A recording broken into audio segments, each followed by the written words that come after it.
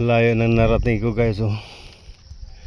Nagtitinda ako naglalako ko ng daing. Ayun, oh, yung bubong na yung nasa unahan, yung malaki, ayun, oh. Ayun yung halos kakunti lang yung nakikita. Doon ako nakakarating.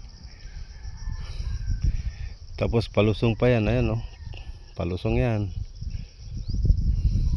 Yan yung views dito guys sa amin. Bukid na bukid. Yan. Ayan. Yan naman pinakamataas na yan.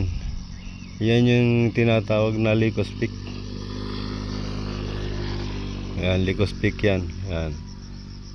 Ayan, maraming nagpupunta dyan tuwing linggo. Nag-hiking.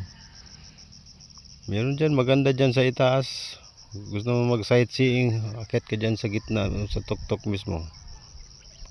So, yun lang muna guys, yung update natin sa ating buhay araw-araw.